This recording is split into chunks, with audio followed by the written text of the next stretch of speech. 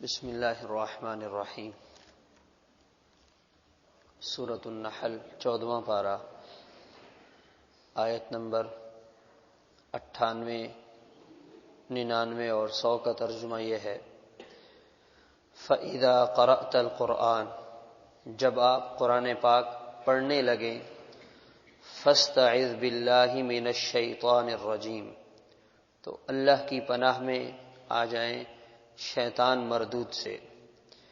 اِنَّهُ لَيْسَ لَهُ سُلْطَانٌ عَلَى الَّذِينَ آمَنُوا، بے شک شیطان کا کوئی زور نہیں چلتا ان لوگوں پر جو ایمان والے ہیں، وَعَلَى رَبِّهِمْ يَتَوَكَّلُونَ، اور صرف اپنے رب پر بھروسہ کرتے ہیں۔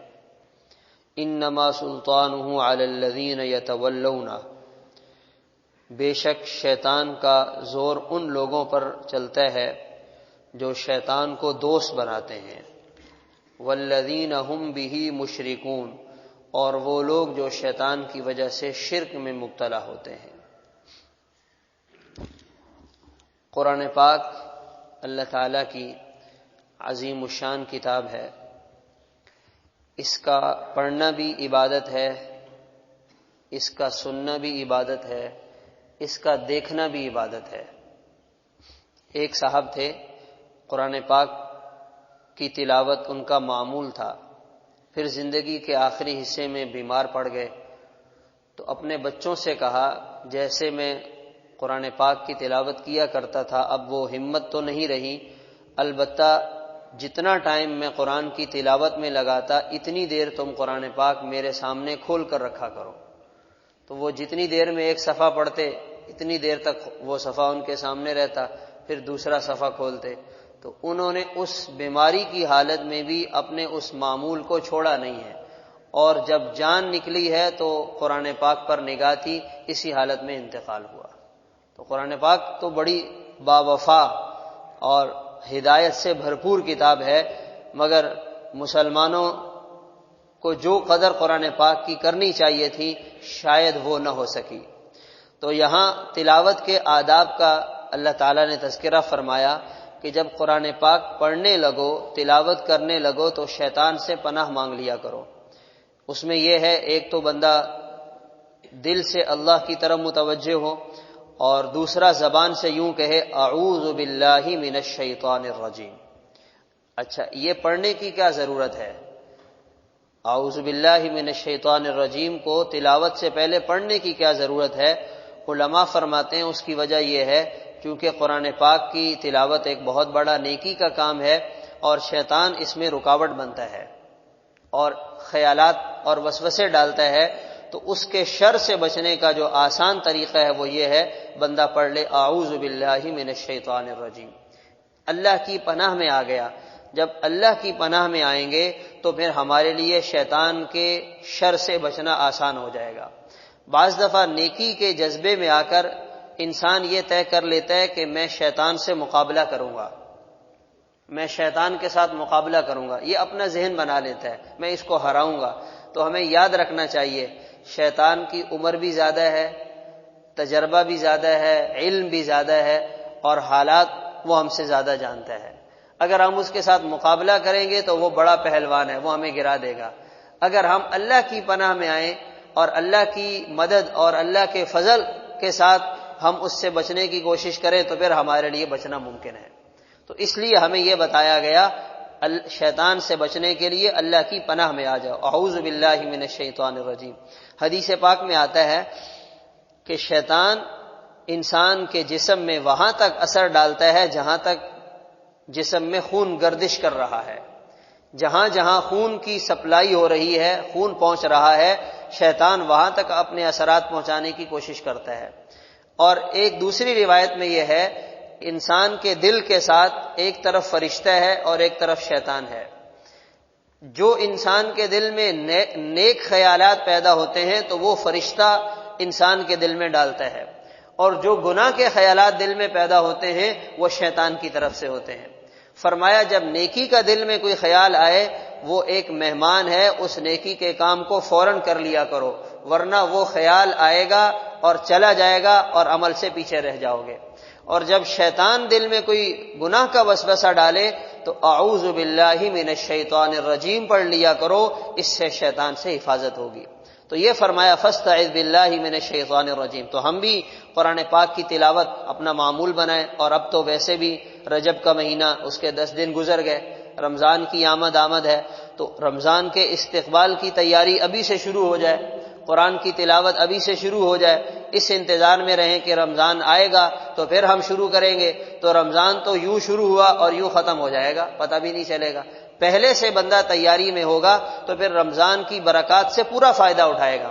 جیسے جو کاروباری لوگ ہوتے ہیں وہ سیزن کے پہنچنے کے بعد تیاری نہیں کرتے، وہ پہلے سے پورا مال جمع کر لیتے ہیں، سب چیزیں تیار کر لیتے ہیں، وہ کہتے ہیں سیزن آئے گا پھر تو ہمیں تو اپنا مال پہلے سے تیار کر لینا چاہیے۔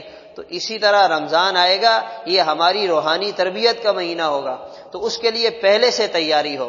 فرمایا انہ لیس لہ سلطان علی الذین آمنوا، شیطان کا ان لوگوں پہ کوئی زور نہیں چلتا جو ایمان والے ہیں اور صرف اپنے رب پہ بھروسہ کرتے ہیں، اور جو اللہ کی طرف متوجہ رہتے ہیں، اللہ کو پہچانتے ہیں، اللہ پر یقین رکھنے والے، اللہ سے ڈرنے والے، یہ شیطان ان پر اپنا کوئی زور، کوئی اپنا طاقت، کوئی اپنا مکر وہ نہیں چلا سکتا۔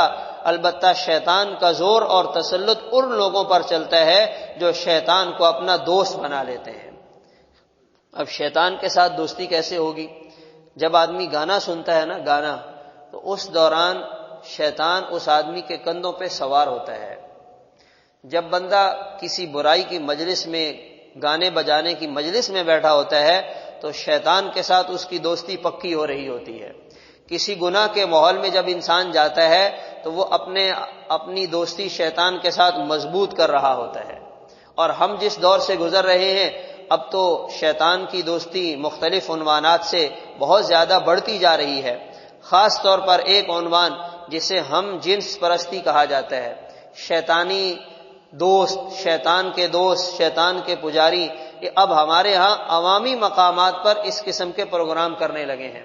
ابھی پچھلے دنوں ہمارے سوسائٹی کے علاقے میں انہوں نے اس طرح کا ایک پروگرام کرنے کی کوشش کی تو الحمدللہ علاقے والوں نے انہیں منع کیا، روک دیا، کیونکہ اب یہ ایسے کام ہیں، ہمیں حکومت سے تو اس بات کی امید نہیں ہے کہ وہ ایسے کاموں کو منع کرے گی، ہمیں اپنی مدد آپ کے تحت یہ کام کرنا ہوگا۔ ابھی یہ آج 3 فروری ہے، کل 4 فروری کو کلفٹن میں ان کا ایک پروگرام ہے، سوشل میڈیا کے ذریعے یہ تشہیر کرتے ہیں، اور شیطان کی پوجا کرنا، اسے خوش کرنا، اس کے دوستوں میں اضافہ کرنا۔ تو وہاں کے لوگوں نے باقاعدہ ایک درخواست لکھی ہے اور اپنے علاقے کے جو صاحب اثر و رسوخ لوگ ہیں ان کے نام، ان کے دستخط کے ساتھ تھانے میں جمع کروائی ہے۔ اب دیکھیں کل کی تاریخ کو کیا ہوتا ہے۔ تو ہمیں ایسی چیزوں کے لیے خود بیدار رہنا چاہیے۔ ہمارا ملک الحمدللہ اسلامی ملک ہے، ہمارا آئین اسلامی ہے، ہم نے یہاں شیطانی طاقتوں کو پھلنے پھولنے نہیں دینا، ہم قانون کی مدد کے ساتھ اور اپنی طاقت کو استعمال کرتے ہوئے جہاں تک ہو سکے گا انہیں منع کریں گے، انہیں سمجھائیں گے، انہیں پیار محبت سے راہ راست پہ لائیں گے۔ اور اگر اس کے باوجود وہ کہیں گے نہیں کہ ہم اپنے شیطان کو خوش کریں گے تو پھر ہمیں ان کو روکنا امر بالمعروف اور نہی عن المنکر کے ذریعے یہ ہماری شرعی ذمہ داری ہوگی۔ تو یہ فرمایا شیطان کا زور ان پر چلتا ہے جو شیطان کو اپنا دوست بناتے ہیں، والذین هم به مشرکون، اور جو شیطان کی وجہ سے شرک کرتے ہیں۔ تو یہ انسان کی اور شیطان کی سمجھ لیں جنگ چل رہی ہے، اور یہ جنگ کب سے شروع ہوئی ہے؟ جب سے شیطان اللہ تعالیٰ کی بارگاہ سے مردود ہوئے ہے، اور اس نے قسمیں کھا کر کہا تھا کہ یا اللہ میں آپ کے بندوں کو نہیں چھوڑوں گا، میں آپ کے بندوں کا پیچھا کروں گا، اور یہ ہمارا پیچھا اس وقت تک کرتا ہے جب تک ہم قبر میں لیٹ نہیں جاتے۔ وہ بڑے سے بڑے بزرگ کے پیچھے بھی لگا ہوا ہے اور گناہگار سے گناہگار انسان سے بھی امید لگائے ہوئے ہے، اور وہ اس پہ محنت کر رہا ہے۔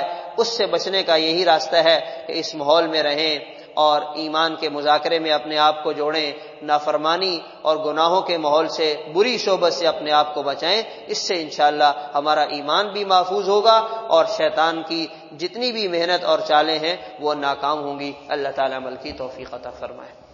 اللہم